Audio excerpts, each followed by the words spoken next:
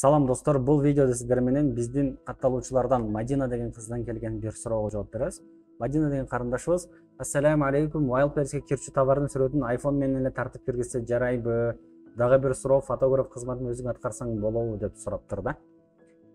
Баштап ушундай суроолорду сураган бардыгыңыздарга терең ыраазычылык. Буюрса бардыгыңыздардын сурооңуздарды окуп жатам жана баарыңыздардын сурооңуздарга эгер актуалдуу болсо видео тартам. Андыктан менин каналыма катталып, видеолор арасында комментарий калтырганды унутпаңыздар. Кандай эмесе кеттик.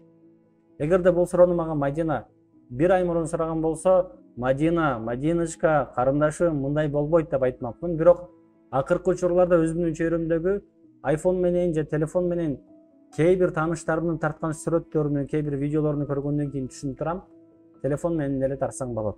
Деги эле Wildberries'ке сүрөт тартып жатканда маанилүү болгон нерсени билесизби? Бул нерсени мен бир аналогия менен айта кетейин. Кытайдын азыркы Кытай болуп дүйнөлүк державалардын катарына кошулушуна түздөн түз таасир эткен күчтүү бир саясатчы бар. Аты Дeng Xiaoping. Бул кишинин мынтип айткан бир сөзү бар. Бугуан хэймао баймао ныңжуа лаошу жиушу хаомао деген.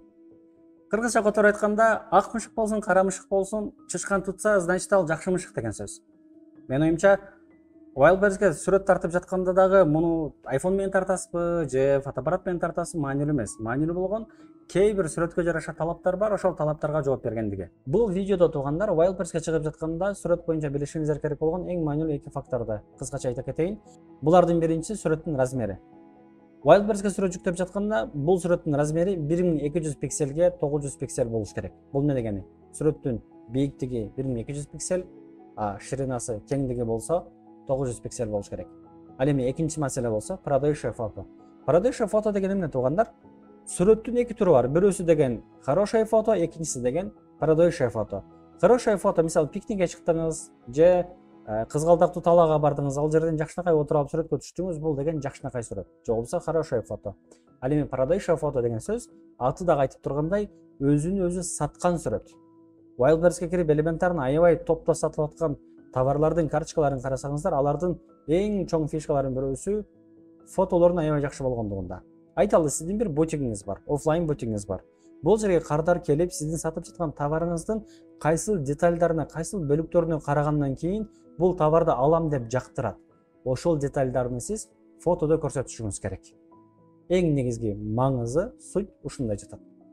Мадина карындашыбыздын сураган башка бир суроосу, дагы бир суроо, фотограф кызматын өзүң аткарсаң болобу деп сураптыр. Эгерде бул суроону мен туура түшүнгөн болсом, мен башкаларга фотографтык кызматты көрсөтсөм болобу деп сурап жатат. Албетте болот, эгерде тийиштүү жабдыктарыңыз бар болсо, тийиштүү өнөрүңүз, жөндөмүңүз бар болсо, фотоаппараттарыңыз бар болсо, же ошол эле iPhone менен аябай жакшы тартканды билсеңиз, албетте болот. Менин тажрыйбамда деле курстан өткөн окуучулардан кээ бирлери студияларга барып ал жактан сүрөт тарттыралы дегенде, студиядагы фотографтар биз сизге Wildberries'ке тартып берелиби же обычный эле фото кылып тартып берели деп сурап жатышыптыр. Бул деген сөз студияларга деле Wildberries'ке менин товарларымды сүрөткө тартып бергиле деп кайрылгандар көбөйүп баратат деген сөз.